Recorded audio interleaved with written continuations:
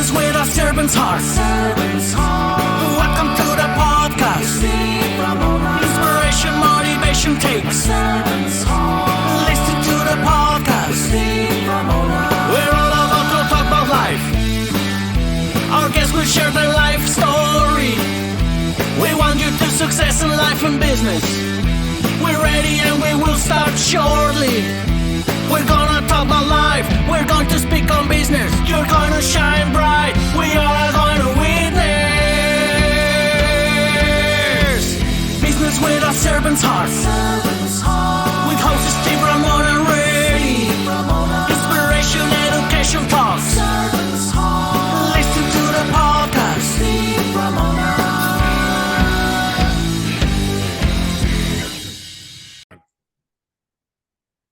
Welcome, everyone, to Doing Business with a Servant's Heart podcast. I'm your host, Steve Ramona, and I am so thrilled to have you join us today. This podcast is dedicated to exploring the idea of doing business and living life with a purpose, serving others, and yes, achieving success. We believe when we approach our work and our lives with a servant's heart, we can truly make a difference. We create this show for you because we want everyone to be motivated, inspired, and educated to make an impact in your world. Hey, whether you're making millions and billions of dollars a year, or just a startup, or in between, we're here to support you and bring purpose to your life. My guest is going to talk to you about serving and succeeding. And that's what people kind of lose sight of. Oh, I can't serve, I need to make money. He's going to tell you can do both easily. And while you're listening to him today, I want you to think about how you're going to serve today and how you're going to create impact today, not tomorrow, not next week, not 6 months from now. Start today. And we're going to use some sports metaphors to talk about that. You know, why take batting practice tomorrow when you can hit today and be a better hitter, which I never learned as a high school player, which I wish I had this guy as my coach. I'd be better. But with that being said, today's episode is proudly sponsored by our phenomenal partner, Pantheon Alliance. Imagine being part of an exclusive community of high income, very successful business owners, creating a thought leader expert platform to actually make an impact in the world and make a complete difference in changing lives. If you want more information on Pantheon Alliance, just reach out to me and I'll get you more information. So we're going to start with metaphors with my guest, but lift is part of his process. Don't you want to lift and uplift people every day? Well, that's what my guest is doing. So learn how you're going to do that. Doug, welcome to the show. It is a pleasure to be here, Steve. Based on our conversation leading into this, I think we're going to have a lot of fun. We are. You talked about baseball metaphors, bridging the business. Give me a few of those. So, you know, the thing about business is people oftentimes talk about it in the metaphor of chess, right? They talk about checkers or chess, when in reality, it's a game of poker. Or what I prefer to talk about, it's a game of baseball, right? In checkers or chess, you're playing a game. It's actually a computational contest, right? You have all the information, and in a game of checkers or chess, the best player will win every time unless they make a mistake. If the best player makes a mistake, and you'll be able to attribute it right to the point, you know, they zigged when they should have zagged. Here is when they lost their advantage, and they lost the game. Whereas in poker, in baseball, in most of sports, you can do everything right and lose. You can do everything wrong and win. You know, my favorite thing when I coached college baseball, I coached my son's youth teams. And like the most frustrating experience would be listening to parents and fans who only knew how to cheer for the result, right? So, you know, I'd be working with a pitcher. He'd throw some, you know, fastball way high. You know, it was a horrible pitch. And, you know, whoever he threw it to happened to have swung at it and missed. And it's like, yeah, that's great. Way to go. Then we're working on his changeup. He throws the right changeup. It's low outside. He has the batter, you know, swinging way too early, but it hits right off the knob of the bat, the end of the bat, flares just over the first baseman's head, becomes a second baseman. And you're literally hearing the same mom shouting, and dad, by the way, shouting, why'd you throw that pitch? And it's like, no, wait a second. That pitch that you booed, in essence, that was a great pitch. And by the way, The swing was horrible. Everything was all about luck. The pitch that you cheered, that was a bad pitch. Right? The other metaphor for batting, I think it was Johnny Bench was the first person who I heard say this. He said, here's baseball in a nutshell. They give you a round bat, they throw a round ball at you, and your job is to hit it squarely. And if you think about swing, I talk about this in the book.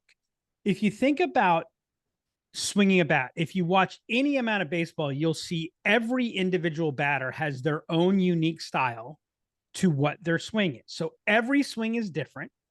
Every pitch is different. And what's more, you've got the pitcher trying to fool the hitter. So you have to look, analyze, make adjustments in real time, understand the context, the situation changes, and ultimately you have to focus on your process. Did you get up and execute and do what you intended to do? If you look and measure yourself in baseball, and by the way, this is why when I played baseball, it's one of the reasons why I struggled, is I was too young to understand this. So I couldn't divorce myself from the process and the results. And so if I got a bad result, that meant I did it bad and I would change something up. And I never developed the consistency to be able to excel. And so that's one of the things that I've learned: baseball, football, playing the piano, dance, whatever you want to talk about.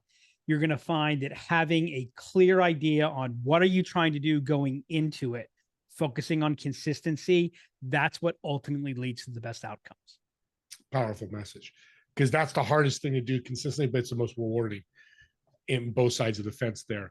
Let's talk about, I want to jump right into the book, because the revenue acceleration framework is, I want to learn more about it. It's something you've built. What's the mission of the book, and what we're going to get when we read the book? So I grew up as the son of business owners. My mom and dad owned a travel agency. So they were Small Business USA. Actually, the first business that we ran, my parents were very well known in the travel agency industry. So we actually started a consulting company that advised with travel agencies. But anyways, I was always fascinated. I grew up kind of fascinated, I guess, by three things: baseball, business, seeing what my mom and dad did. I think one of the reasons I was excited to be on the show too is my parents embedded in me. And I mean, there are some days that I wish they hadn't. It makes life a little bit more challenging sometimes, but they embedded into me this idea that, you know what, one person can change the world. And so when I looked at business, I always found business as to be like, that is the highest leverage point to change things, right? A business employs people, a business serves another set of people. If that business can perform better, if we can make their experience better, then they'll make other experiences better, so on and so on and so on. And I quickly learned that one of the keys to enabling a business to serve, enabling a business to provide that type of experience, was when that business could generate customers effectively with levels of predictability. And so I got fascinated by sales. I got fascinated by why and how do people make decisions. In the early part of my life, I was big idea, throw the haymaker, make the big play, and that would make the difference. And what I found was I was working 3 times harder than friends that I had that owned businesses, and I was getting probably half of the result they were getting. Because what they did was they just worked and worked and worked. That's what I thought, at least. But then I started to really dig in and ask what the difference is. And I realized the real difference, I would say, where is success? Success is in the plumbing, right? Ideas are great. Execution's really nice, but it's the plumbing. It's that day in, day out. Do you have a system? Do you have a structure to translate the energy and effort that you're putting into the business, you and anybody else in the business, to translate that into output that is a multiple of the effort of input? And so that's a lot of what we've been doing. We do it on the go-to-market side of things. So we're focused on sales and marketing. I know enough about operations and human resources and finance to get businesses into a lot of trouble, right? So we understand it, but I wouldn't advise anybody on it. But in the world of sales and marketing, that's what we've applied, is how do you apply a structural approach to generate more juice for the squeeze? The reason I wrote the book is I'd been spent the last 25 years putting these things together, testing it, seeing what's happening in the real world. I've worked with 1,000 different businesses. I've seen their books. I understand what they're saying to the world outside and what's really happening. And, I had my levels of success. And I think that the best way to learn is by sharing experiences, right? Opinions are great. Experiences are better. And I felt like the time had come to really put this together in a format that could stand the test of time, and I could share it with others.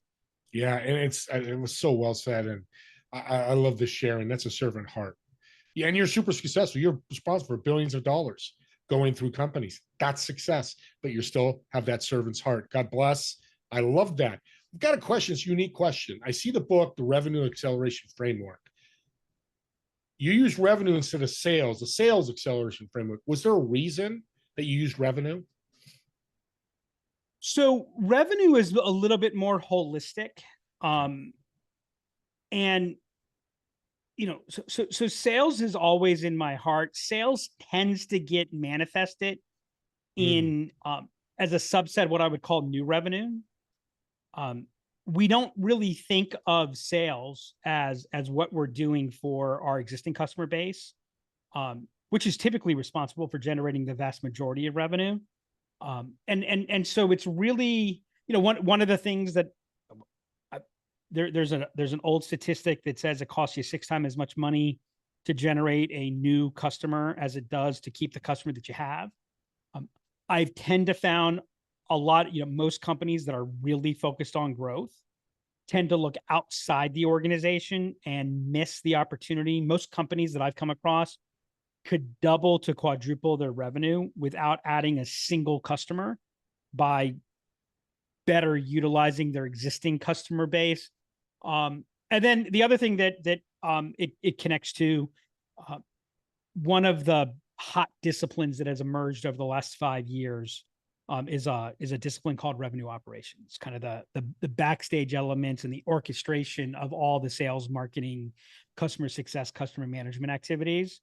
And one of the issues around revenue operations, or RevOps, is it's a new term. It's been popularized by a lot of technology vendors. And so it's kind of become this thing that, what is revenue operations? The answer is, what would you like it to be? And I felt it was important that if RevOps, revenue operations, is really going to stand the test of time, it has to stand for something. And this is also an element to say, okay, what is revenue operations really? How do you know? So like this is not a book about sales per se. It impacts on some sales strategies. It's not a book about marketing. It's really a book about how do you put the structure together so all those things that you're trying to do work better. Yeah. I like that you use revenue. That's why I asked the question, because it's more palatable for people. When you say sales, you work with people. Sales, it scares me, or I don't know how to do it, or that. But revenue is like, oh, you mean give me 100? Yeah, okay, I could. I love that. I really respect how the title just fits that. So you talk about research in business strategies. Why is that important? Well, there's this age-old debate: is it science or is it art? And that kind of cracks me up, because if you actually break down what science is and you break down what art is, they're actually the same thing. A lot of times when people say, is it science or art, what they mean is it physics or art, right? If you think about science is based on the scientific method. The scientific method is have a hunch. Another word, a fancier word for a hunch is have a hypothesis. Mm-hmm. I think if I do this other thing will happen. I think if I do this, good things will happen. I think if I do that, bad things will happen. Go in with a hypothesis, right? Then do things, experiment, test, right? Then get your result. Find out, is the result what you expected? it is almost never initially what you expected. Yeah. Right? How was it different? What can I learn? Again, we'll go back to opinions. I think opinions are great. I think experience is 10 times better. I come to you with an idea. I think you should do this. Okay, well, let's do this 10 times. Let's do this 100 times. And then let's see what happens. Because by the way, if I taught you to swing like I swing, it's probably not going to work for you. Right? So what worked for me doesn't work for you necessarily. What worked for somebody last year, one of the biggest challenges that I find sometimes talking to companies and entrepreneurs that are just starting out is they ask me, what did you do to get there? And I said, well, the first thing is I don't really remember. I could tell you the story of what I did, right? But that's probably not the truth. The other thing is I certainly don't remember all the things that I did that didn't work that led to me figuring out the things that did work. And then most importantly, even if I remembered what my formula was, that formula was done years ago in a different situation with different people, and by the way, that's why I love your philosophy of you've got to serve to be successful. Now, I would love to say you have to serve to be wealthy or to be rich. We can all think of some examples where people have gotten very, very rich, and we can question what level. Now, I would question their actual level of success, but let's say you couldn't be successful. Like it's not 100% required. It's a whole lot hard, right? Because the name of my company is Lift, is built on the idea of the physics principle of lift, what enables planes to fly, right? Lift puts gravity and physics on your side. Right? We think about it. We think, how's that plane flying? It's going against gravity. Well, it is, but the principle of gravity is what enables it to fly. Right? If you don't have lift, then the only thing that you can do, this is how you get rockets to space, is propulsion. And the problem when you go with propulsion is if it doesn't work, things blow up like in like literally big ways. So it's a much higher risk, much harder way, much harder to sustain, and so forth. So like when you put all those things together, that's why I think research is important, because if you don't have research, if I haven't started off with a base, then I can't learn, right? This poker has all the best terms. I said I was going to talk about sports. I can't help it. I'm going to poker. That's okay. I love poker. One of my favorite terms in poker is this term called resulting. Resulting is when you make the decisions about when you judge the quality of your decisions by the outcome of the decision. Should I have played the hand? Right? Hey, I played a 2-7 off suite, and the river card gave me a straight. Already, maybe you won that hand, right? Maybe it was a really big, because you came out in the end. And I'm going to tell you, if you do that on a regular basis, it's not going to work out so well for you. Right. So if you're only looking at the result to learn, you can't learn. And so with that research, and by the way, if you talk to any great artist, an artist has a hypothesis. They have a vision of what they're trying to do. They test, they experiment, they adjust. And so those two things come together. And that's why I think research is super important, because if you want to judge the rate of success for somebody, the predictor of growth rate is what's their learning rate. If you accelerate your rate of learning, you're going to see an acceleration in results that follow. And I think you need research as a precursor for learning. Absolutely. And it's interesting you're talking about baseball and research. I just watched a video with Barry Bonds, and he researched his swing every year and tweaked it just like, we wouldn't notice it, but as a hitting coach, no, he tweaks where his front foot goes, where weight distribution, all that. And I know all you don't know about, but even those athletes making millions of dollars a year do research. So why shouldn't a business, right? My favorite baseball story is about Greg Maddox. So you would go to Greg Maddox at the end of a game and you'd say, how did you do today? And he would say something like, I was 62 of 94. And you threw 62 strikes out of 94 pitches? And he's like, no, I threw 94 pitches 62 times. My landing foot landed where I wanted it to be, and my release point was where I wanted it to be. He said, once my foot lands, the only thing I can control is where my foot lands and what's my release point. Did I release the ball the way I intended? After that, what happens? I have no control over it. That research led to him. I mean, there was no one who worked and tweaked and, candidly got more juice for the squeeze of who he was and what he was probably than Gary Maddox or Greg Maddox. Sorry. I've been listening to some biographies. I'm listening to Bono's from U2's biography. I'm a huge Bruce Springsteen fan. I listened to his biography. And one of the things that's fun about all of our rock and roll stars getting to the age now where they write books is I grew up and I thought, man, rock and roll, you just get up and you just play, right? To hear them talk about the reams of notebooks where they would take notes of everything, what chord they played, what adjustment, what they did here, there, just how they were students of everything that they did. It takes a lot of hard work to make it look effortless, to make it feel effortless. And I think that's the other element. It's not just practice, it's practice with intent. And I think that's the difference between a professional and a job, right? You can make anything a job. You can make anything a profession. And I love that because I go back to baseball and hitting. You go up there and take 100 swings just to swing the bat, or each swing, I got to do this, I got to do this, try this. And that's in business. You're going to try a marketing plan. It doesn't work. We'll switch to another one. But what I like, and we're coming to the end here, but talk about real quick about decisions, because what you're talking about is making decisions on your research, what to do, right? So someone asked me a couple of weeks ago, what's the number one cause that efforts fail? And the number one cause is they fail to make choices, right? A choice is based on a decision. And here's the thing, a lot of people, like, when I say this, it's going to become really clear and obvious to you. But the word decide and the word homicide both have the same suffix, right?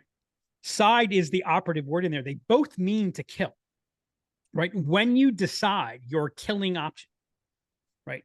And it's hard.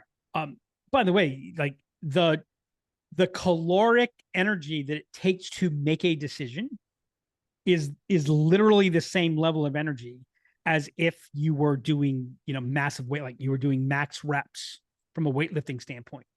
Your biochemical response when you make a decision is the same biochemical response as when your life is in danger, right? It is hard to do. And again, that's why you need a framework. That's why you need a structure so that you can make those decisions, you can manage those trade-offs, and you can learn from that. But yeah, I mean, I got to tell you, and this is why I love entrepreneurs and I love being on podcasts like this. You can't be an entrepreneur without making decisions. It's easy to second guess a decision. Lord knows. I mean, I've had some success. I'll let other people tell me how much that success is or not. But Lord knows I haven't had that success because I've made the right decisions. As a matter of fact, when someone talks to me about hiring us, I will tell them, don't hire us because we're right. Don't hire us because we can tell you what you need to do. Actually, it's quite the opposite. Hire us because we're probably going to be wrong initially, but we're going to know what to do in response to that, right? So it's easy to shout from the sidelines and second guess, but when you're in that arena and you're making the decisions and you're living the consequence of those decisions, I got to tell you, there's nothing anyone can do for me that makes me want to call out the props and have more respect than just that ability to do and the willingness to do. That is so well said. That is very succinct. I appreciate that. Audience, I hope you do. We're coming to the end here. So I got a little fun question for you. We'll break. Now we are serious about business and helping people grow and scale, which they will if they listen to you. You've got a reservation 4 at a restaurant. You got a tabletop of 4. You, of course, in one chair. Who will sit in the other 3 chairs, dead or alive? Why would they sit in those chairs, and what food would you order? Wow. I was ready for the first part, the what food they were ordering. That was a curveball. I wasn't necessarily ready for that. Okay, so my wife is in one chair because I'm a huge believer in shared experiences. What fun is is experiencing something if you don't have someone to go remember when. So the third chair would be the boss, Bruce Springsteen. Oh God. And the fourth would be Benjamin Franklin. I don't, he was the historical figure I fell in love with. My son's middle name is Benjamin in honor of Benjamin Franklin. Franklin was the scientist before there were scientists. He lived one of the most fascinating lives. He was dithering and dathering. He got bored very easily.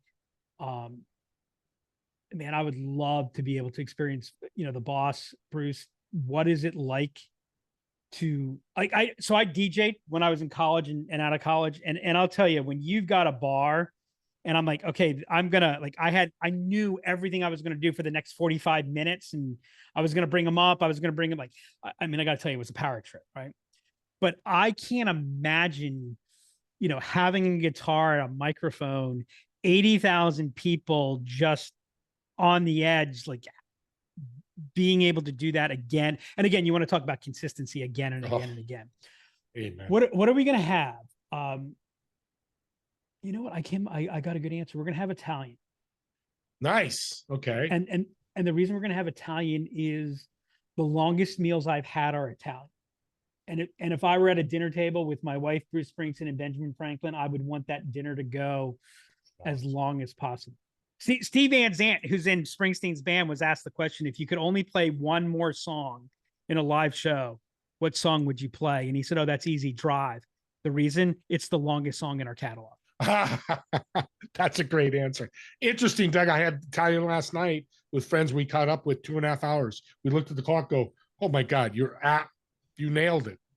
Guy's a smart guy, audience. You got to reach out to him. Speaking of that, how can they find you? How can they support you? I'll tell you, our website, liftenablement.com. You can find us there. LinkedIn is a great place to find me. You can email me at doug@liftenablement.com. Would love to hear from you. Would love to know if you heard the podcast, what was your takeaway? And if you read the book, what questions do you have? Happy to answer, clarify anything. Nothing I love more than having a conversation about rock and roll, baseball, or business. Look at that. That's a trilogy that I want to see. And thank you, Doug, for being an incredible guest. This has been an incredible show. And I ditto what he said. Feedback on the podcast, me or Doug, what we said, you have questions, and I'll see those. If he doesn't get, I'll make sure I get those information to him. And I'll have all the information in the show notes, liftenablement.com. The book, get access to the book. As you can tell, the book is going to bring you revenue, not just sales, but I think more importantly, revenue. And me and Doug want to thank you guys so much for watching or listening to our podcast. And we'll see you on the next episode of Doing Business with a Servant's Heart. Have a great day, everyone.